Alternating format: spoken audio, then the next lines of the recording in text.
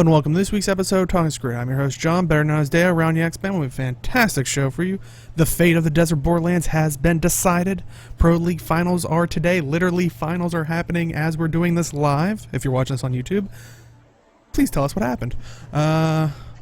What really happened at E3 with ArenaNet, and much, well, let's just say a little bit more. First, let me introduce you to my fellow host. He writes on his blog, agegaming.wordpress.com, where he answers the age-old question, if this is a slow news week, is it really just the calm before the storm? Say hello to Age. Very well could be. I said I closed the stream, but I lied. They're 20 points behind. Well, Age is in charge this week since there's not that much more, a lot of news this week. He'll try to chime in with the play-by-play, and if people are watching it as well, I'm sure you probably have both up, which I don't blame you at all. So definitely, if you're in chat, let us know, because I'm sure the finals are going to be happening as we're... that's in the wrong box. And that was some behind-the-scenes stuff. The cameras still exist. But okay, let's jump right into it. First up, we talked about last week about the Desert Borderlands poll and whether we should have it permanently disabled. I like how they say permanently disabled instead of just removed. Like it'll still be it'll be like the ghost in the machine. But pretty much, yeah. But yeah, this week we finally got the results of it. We talked about last week. We could kind of do like a brief synopsis of going into it. I think we all kind of had a unanimous vote of we should keep it in, just because it hasn't really gotten a fair chance at it, right? I mean, I think it just needs work. I honestly feel like it just needs work, because what the Borderland needs is feedback from World War players, which they've been getting, and just applying that feedback to make it feel like World vs. World players can go, oh, okay, this map isn't so bad after all. So that's what it needed, and hopefully it's going to get that within the next couple of months. Yeah, and that's why I think, at least I think we're happy here that at the end of the day, it was 65.5% were no, the Desert Borderlands map should continue to be supported, and only 34.5% said yes, the Desert Borderlands map should be permanently disabled. So it will stick around. They're going to run that mixed Borderlands poll later down the road. I don't know if they said it was going to be the next one, or did they say they were going to do another poll and then that one, or something? I'm not sure, but I know they were throwing around ideas when that mixed Borderlands poll happened. So that timetable could change, but they're gonna revisit the mixed Borderlands poll. But yeah, ultimately, I think if we just focus on the Desert Borderlands staying, I know I'm glad, even though I'm not a huge World v. Worlder. I just think it would have been a detriment and shown kind of like a waste of time, unless maybe since they said they were just going to disable it, would have shown somewhere else, like almost be like a PvE map. Like I'm curious of how they might have tried to refurbish it. Yeah, it could have maybe been like an X map and like an Edge of the Mist map kind of deal. Maybe I'm not sure what they would do with it. But luckily, at this time, we don't have to worry about that. So it's staying as a Borderlands. I mean, ultimately, I haven't really heard much of like an outrage from at least like the last one, like when it was the mixing the Borderlands. Just because I think that one was a lot closer to that like 75% mark originally. Yeah. It's still pretty much 2/3 of the vote saying one way or the other, so there's not really much room for complaints right now. So, since a majority doesn't want the Desert Borderland to continue to be supported, it's going to happen. The other flip side is just because it satisfied both majorities, kind of satisfied what a majority of people wanted, and that was the Alpine Borderland. They just wanted to play on Alpine all the time, so mixed Borderlands would have been good for them. Yeah. And also, speaking of World, like, because there's, I mean, there's not really much else we can delve upon it with the polls that we haven't kind of gone over. But like I said, I think ultimately we're glad that the Desert Borderlands is staying. If people feel differently, or maybe other aspects that should be maybe voted upon, definitely let us know. But I think in this past week, didn't we get the new relinkings of World as well? We did get the new relinking, and that was one reason because I tweeted about it, because there was no World versus World poll this week, and I thought that was odd. And then someone notified me that they may just be focusing on the linking this week. I'm like, oh, that's true. And you'll notice that if you look at the list, all the T1 servers do not have a linked world to them, which is very interesting. So for people who don't know, like, first, did it do that for the EU? I know it did it for the NA. They did it for EU and NA. Okay, yeah. So most of the German servers, I think it was, do not have a linked server because a majority of playtime is done on those servers. I think it was something around like 70% of the population is a majority of the German players, I think. I'm not sure about that. That could be a skewed stat I'm throwing out there, but just know that a lot of the German servers have a decent population that don't require much linking. That's why it's not done. For NA, the Tier 1 servers do not have a linked world, and all the linked worlds, I think, that were linked with T1 are linked with the bottom servers. Yeah, that's the interesting thing now, that originally it was they paired them off the first time around. This time around, like you said, the top tier ones for NA were Blackgate, Tarnished Coast, and Yak's Bend.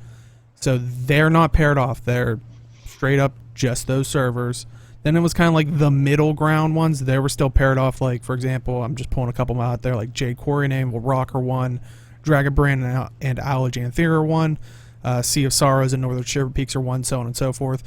But like Age was saying, the bottom two tier ones now actually have 3 servers like linked together, which are one team's Sorrow's Furnace, Ferguson's Crossing, and Gate of Madness, and the other one is Crystal Desert, Caning, and that's 4. Jeez, Crystal Desert, Caning, Eridon Terrace, and Boreless Pass. Okay, so that's so it's 2 servers versus 3 servers versus 4 servers. It's pretty. That's pretty intense. And I guess the third one that they're going up against is Stormbluff Isle and Henderson Ravi. So good luck. That's gonna be interesting population wise. That's pretty interesting. Not sure how they're gonna do. Some of the links may have not changed. Yeah, because they talked about in the beginning. They re-looked at the Glico, scores, kind of similar to what you're dealing with in the PvP stuff, just on a grander scale. But so yeah, there is definitely a possibility of servers not changing. Yeah. But yeah, I did see a lot of people get shaken up by the 3 combination servers, and I wasn't even aware of the 4 one. I thought they were all like it didn't go past 3. So well, think of it as just like 4 small servers playing together versus 2 large servers and 3 middle population size servers. So it kind of evens out in the end. I'm not sure how if it evens out skill wise, but I guess we'll see what happens. Yeah, I can't wait to see. Like, I'm more focused on like the low tier servers, just because that's such an interesting move for Arena to make. Like, I've seen Blackgate, Tarnished Coast, and Yak's Bend go up against each other. I'm good. Yeah. That's this is like 9 servers basically fighting each other. Well, Is there a way to turn friendly fire on and just can turn the Hunger Games like server oh, wise, that'd be so amazing. or we We world need Hunger that. Games? You I'd stay. play that. No one would go to Eternal Backgrounds because everybody knows you don't stay in the cornucopia. It's a bloodbath. It's true. It's true. Yeah, that'd be so much fun. But yeah, I definitely keep an eye out on that because it's interesting that they're not just sticking with just 2 servers. They're willing to. I'm assuming the math, according to the Glico rating, was so substantial that they decided to make this change of it could be 4, it could be 3 servers, depending, just to make them supposedly, I'm guessing, as even as possible. So it's kind of like all bets are off. Like, what if we have just like one day just only like 2 tiers, but it's like Uh, 5 servers on one side, 11 like. oh, that'd be very bloody. So granted that's an extreme, but maybe one day. Maybe. And If then the when- servers will melt.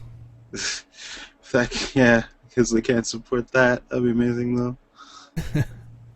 Let's look at some PvP stuff. So, as we said in the intro, Season 2 Pro League Finals are today. And like I said, if you're watching this on YouTube, they were yesterday. But the finals are literally happening right now as we are doing the show live on Twitch.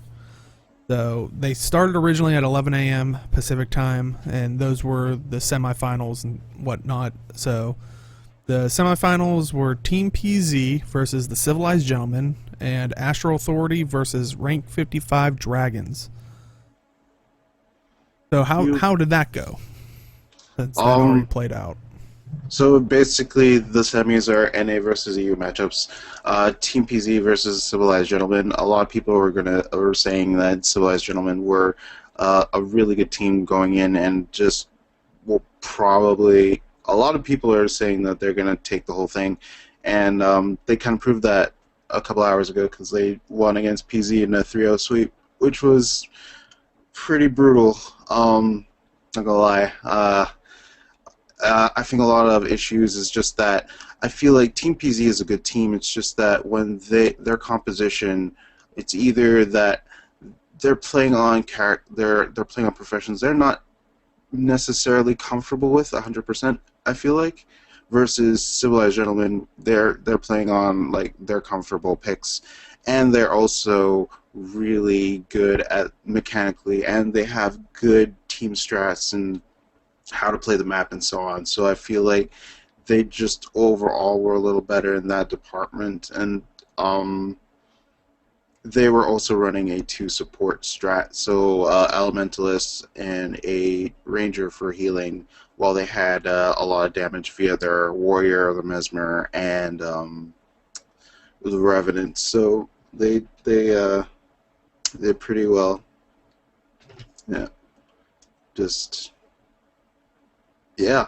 And Astral Authority versus Rank 55 Dragons is going on right now. Rank 55 Dragons is currently 2-0 up after some pretty close wins, though. I'm not sure if Astral will take it back.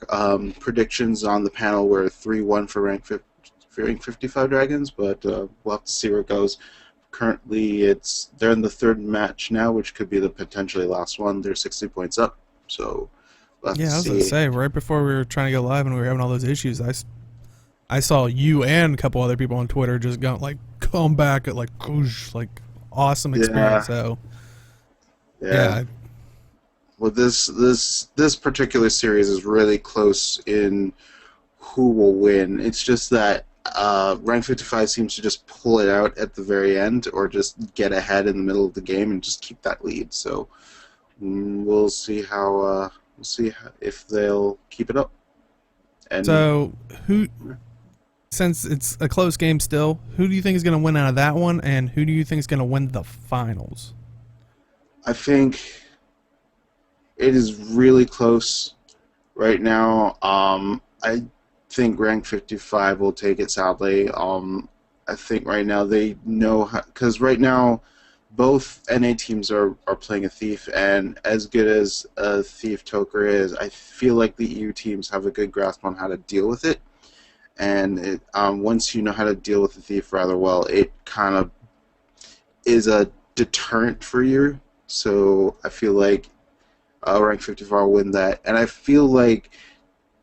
honestly feel like TCG, who has not really shown up at a LAN event ever, as far as I know, will actually come out and win it, because I feel like they're really strong. They have a good roster. They have good mechanical players. They have the team strats down. I think they have what it takes. So you're saying civilized gentlemen to take it all? I think so, yeah. Okay, well, love to hear what other people think, and you gotta promise people on YouTube, you gotta promise that you haven't watched it yet in order to debate it. Otherwise, you're gonna look like a future seer, and that's cheating. But but yeah, hopefully, good luck to everybody that's still in it. Like I said, as we are doing this right now, you said they're in their the second match of the semifinals is in their like final match basically. So Third. yeah. Yeah. But so we might jump back to that as it's happening literally live right now. But let's look at some of the other stuff that has popped up during the week. So we kind of talked about in the past couple weeks how E3 was having a presence at E3. So did I say that right? I'm like kind of, did I say E3 twice? I don't know if I said ArenaNet. Sorry, my mind is just like blah right now. But and last week we kind of said, yeah, there wasn't really anything besides like meetings behind closed doors. Well, this past week, MMO Games actually voted Guild Wars 2 as the best E3 2016 MMO.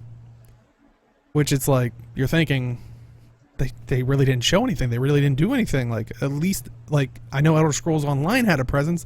They announced, like, one Tamriel type of thing. It's similar to Guild Wars 2. But it's like, at least they announced something. How is ArenaNet beating them without announcing anything?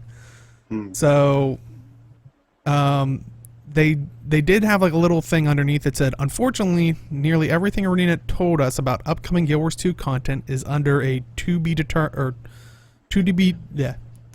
to be determined embargo. However, what we can say is that regardless of the type of content you enjoy in Guild Wars 2, you won't be left out. Keep an eye on MMO Games for when ArenaNet lifts that embargo to find out what we saw. So, the question that gets raised here is, well, they gave ArenaNet an award for technically not showing anybody anything except for behind closed doors. What in the world could that be? Yeah, I was kind of wondering myself. I know Elizabeth was there, and she does. I forget her title. It's a really long title, but I'll say, isn't she involved with the like story, like the lore story stuff? I think she does. It's a title that kind of branches. It kind of branches into like multiple areas. But well, I do remember because I don't know, as being someone that watched Guildcast, like I felt like a proud fan because I still remember. I think it was her. I want to say Hugh, and I forget the third person when they were introducing. I think it was the Aether Blade story during like what was their show at the time? Was it Points of Interest? When they were kind of teasing it, and I think she was. I thought her title then was something to do with the story, but I'm not 100% sure. Okay. Oh, okay. Chat's saying possibly marketing brand. Communications kind of deal, yeah. But she was there. I know Joshua Davis was there as well. He does a lot of PvP stuff, so might be some changes there. I don't know if anyone represented World versus World particularly.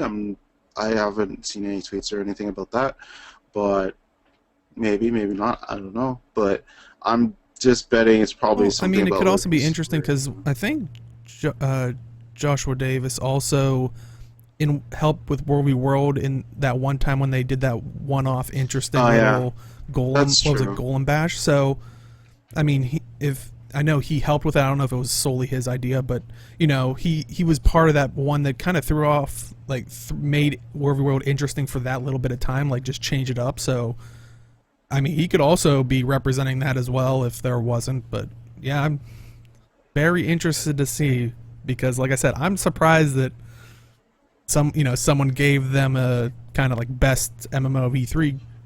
Yeah, it was super quiet. So I was just thinking maybe they showed off like or told them what they're gonna do for a living story next 6 months of Guild Wars 2 or next year, who knows? And we would like to know. Please let us Yeah, know. You know. hopefully in they start dropping something in like the next week. I mean, I know personally for me, I just feel like as a solely a PvE player, so I'm not saying like this game's crap, there's nothing to do, but there's just nothing to do for me at this time. So, I'm being, I guess a good consumer and saying, well, I'll play other things and like I'll come back when they have stuff, but it's like I want to play. Yeah, and I don't actually. I kind of took it back into thought about just this is just a side note thing, but for people who are saying like there's nothing to do for you, nothing to do for you, play something else. This is your chance. This is your chance to get your Steam lists a little lower. Get Yeah, that well, done. tell No And Man's come Sky back. that. They didn't put it out early enough. Play something else. I don't know. They're going to bring No Man's But, Sky out, and then Living Story Season 3 is going to be coming out. I'm going to be freaking screwed. yeah, Deo's personally screwed, but the rest of you, there might be a chance. So hop on that. I mean, Yeah, I mean, the I'm. Steam Summer Sale's out. If you've been gobbling up Ugh, games, play them ugh. now, because who knows in a month, hopefully a month, no more than a month. I Yeah. tried. I tried staying off Steam right now because I don't want to buy games. Um, but yeah, it's just like I started playing Assassin's Creed 3 again because I didn't beat it yet for like the past years. Yeah, years, and now I'm getting the chance to play a little bit of Overwatch. Um, I might get Stardew Valley, play that a bit. Just Hmm. get into other things while you get the chance, because when Guild Wars 2 sucks you right back in, gonna be there for a while. So So yeah, and yeah, if people have any theories, I mean, I'm kind of curious. What do people most want to see? Even though they're saying, no matter what type of content you enjoy, I wonder if they're generalizing that to just PVE, World v World, and PvP, if even that. Because you ask a lot of PVEers, there's subgenres. For World v Worlders, it's kind of like what role do you want to play? Like I know how you're more of a roamer, whereas another person wants Zerg. Like, but I'm sure I'm assuming that they're probably lumping all this into those three, if um, even that. it says regardless of what type of content you enjoy. So for me, there's like four kind of spectrums you can go. It's like PvE story content. You can go world versus world, PvP, and raids. Those are the four kind of spectrums I have right now. So when you say, regardless of the type of content you enjoy in Guild Wars 2, you won't be left out. I imagine you're fulfilling all four of those spectrums in some fashion. So, um, I'm I'm assuming living story, uh, big world versus world system changes. Maybe they previewed them. Maybe they just talked about them. I don't know. It could be something similar to what we already Gliding in know. World v World. Maybe. PvP. There's it. It seems PvP is kind of. I won't. I'll say stale right now, for lack of a better word, because it just feels Well, I've not heard I've not heard as the good to play problem right now. is for the people that have already gotten the wings that are like the big PvPers, and I think I've said this in the past is that's always a problem I've seen in like I remember WoW when they had like I remember Battlegrounds when they would come out with like a new PvP thing that you could get with like the Battlegrounds currency. All the PvPers were there like the first couple months.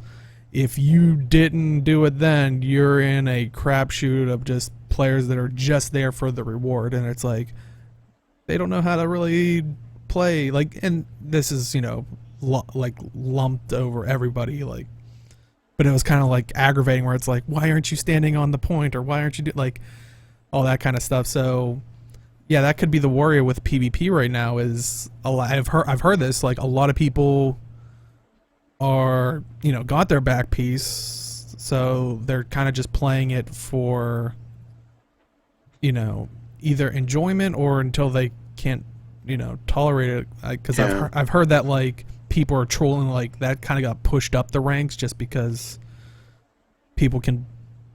There's not as much of a like you don't start from scratch this season. Remember the rankings or whatever, you started off at a higher ranking than just everybody starting from scratch, which was good, but also has that downside. Yeah. I just personally feel that the games right now it's just not as good because I feel like most of the good players who have the back piece already are gone. That just play PvP just solely for the back piece. And there's not a lot of. I know a few good PvP players who aren't playing this season or have like a lack of motivation for playing unless they're playing with like someone else. And me personally, I like the solo queue, but it's just not as strong. It's not as strong this season. Maybe it's because I'm really close to being done the back piece, or maybe it's just that. I don't know. It's kind of weird to say because Thief is back in this meta somewhat. It's fairly decent to play, but I'm just not feeling it this season. I'm not sure. Yeah. I guess I need like a rejuve and motivation somewhat.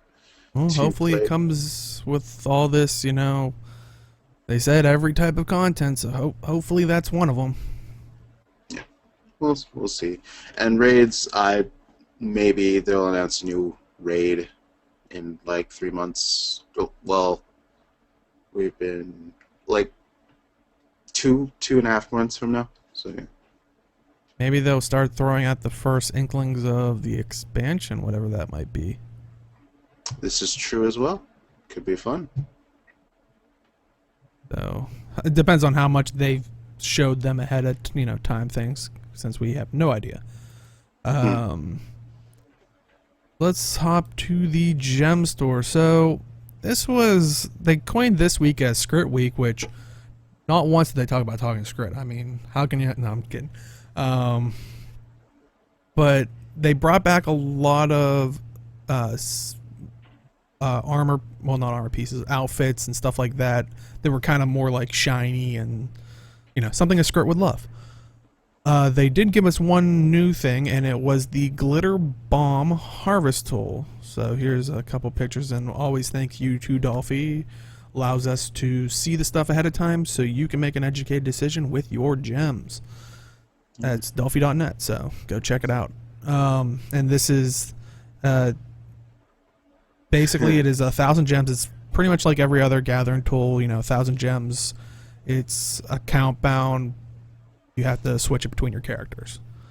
I did think it was interesting. If you notice, it does weirdly have some kind of like demonic red eyes going on. Like it wants those. It wants that shiny. It wants the shiny.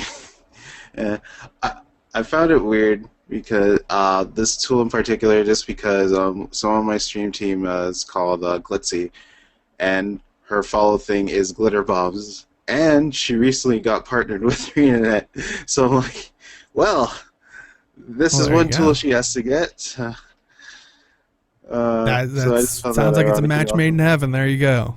Yeah. They found a way. They found a way for you to get shinies and then get the shinies in your wallet. Because I'm sure that I can't believe if that was an instant buy for her. I'm pretty sure it was. Some of the other things that they brought in were the Home Gathering Node Pack, which is 3,200 gems, which is 20% off. That comes with the basic mining nodes, the basic logging nodes, the basic harvesting nodes, basic leather rack, and basic cloth rack. Now, the nice thing about this, if you're thinking, well, I already have some, 3,200 gems, and maybe I'm only getting 2 or 3 of them. It is a flex bundle, which if you have experience with the Season 2 story from the Gemstore, when they had the bundle package, if you already have one of these unlocked on your account, it will fluctuate the price accordingly. So you can try to purchase it and be assured that you're getting the ones that you need and not wasting your money. Which, I'm glad they do those types of things. I kind of wish all the bundles would have worked like that, but I don't know how much of a coding issue it might be, or whatever the reasons may be. But yeah, it's such a nice feature, and these node packs, these nodes go in your home instance, and you can mine them once a day. If here's a secret that probably Arena doesn't want you to know, but hey, if you're a group of friends, can't all afford it. If you have one friend that has them, you all can go in their instance, and you just got to be very nice to them, because they're literally your gatekeeper from the nodes. Yeah. If you have the money, I would definitely say pick one up. It's a guaranteed way to get leather, which is not that. Oh, I didn't even think of that. It's not very easily obtainable unless you're specifically doing farming for it. So it's just a nice, easy way to get daily leather. It's also a good, diligent way to just get stuff over time if you're like me and go to your home instance daily and farm your nodes. So it's very nice. Yeah, and kind of like what you said, it's also a nice kind of quick way to do most of the time if you get like Crichton lumber or something like that. Like I know some of our guildies will go into their home instance because they have they have these, and it's a nice way to get that one done even quicker. I mean, and like I said, like Age was saying, on top of that, it's a daily way to get some of that lower leather. But some of the other stuff, the Crystal Arbiter Appearance Pack is just, as a heads up, seems like it's going away soon. That one's at 2,000 gems. It's a Crystal Arbiter Glider, 5 Flame Die Kits, the Crystal Arbiter Outfit, an Immortal Weapon Choice, which if you know from, we've talked about these before, you basically get a box and you can choose one of the Immortal Weapon skins, and a Total Makeover Kit. Yeah. Good. I'm not a fan of the outfit or the glider, so it's not really a pack for me. But if you Fair like enough. either one, maybe it's for you. Well, another one that I'm assuming, like, I don't know if they brought it back but it's the Ironclad Appearance Pack. 5 Black Lion chest keys, which could be useful if you saw last week's show, if you want to try to go after some of those, were they private tier weapons? Yeah. That's one way. If you're a fan of also the Ironclad outfit, which kind of makes you look a little bit like Iron Man-ish type thing. Another Immortal Weapon Choice, Ironclad Glider, and a Total Makeover Kit. And I saw chat already excited about it. The Golden Feather Wings Glider combo is back in. It is a back piece and also a glider skin, and you can use them separately for 700 gems. So make sure to go pick those up if you want some golden wings. And some stuff that has been put on sale, we actually have right up here. You'll see listed there the Crystal Nomad outfit, which is 525 gems, which is 25% off. Sorry, I missed the first one. The Crystal Savant outfit, which is 595 gems, which is 15% off. The middle one's the Crystal Nomad outfit, like I said, 525 gems. And the last one is the Slayer outfit for 560 gems at 20% off. And like I said, remember, these are outfits, so you can hide the helmet. I think you can I don't think on any of these, but on some of the older outfits you can also hide shoulders, but I don't think on any of these ones. But it's all or nothing. It goes over your armor, so hey, if you're leveling up your character, you know, you don't want to worry about transmutation charges, go with one of these if it looks good on you. Also, what's that? I forgot to put that before. There you go. What'd That you... was gonna bug me. I'm sorry. Oh, okay. Yeah. It's okay though. The also up there is the Glittering Wings backpack, which, one second, there you go. That's just a back piece. It's not a glider, so just keep that in mind. So it's also not dyeable since it's a back piece. That's also important to note. It is 400 gems, which is 20% off. And one thing that's not on sale but is going away shortly is the mini Chickenado, which is 500 gems. That is just a mini pet, just so you know. It's pretty cool looking. If you've ever been to the Silver Waste and fought the Chickenado there, you can have it follow you around in miniature form. So definitely go pick all that stuff up if you're interested in any of it. I mean, are you planning on grabbing any of this stuff from the Gemstore? I'm really interested in the home gathering node pack, and that'll probably be the majority of my money right there for like Guild Wars 2 purchases. So if anything, it would probably be the home gathering node pack. Yeah, that's a good investment in my opinion. Yeah, out of those, because I really don't need another harvesting tool. Even though, I mean,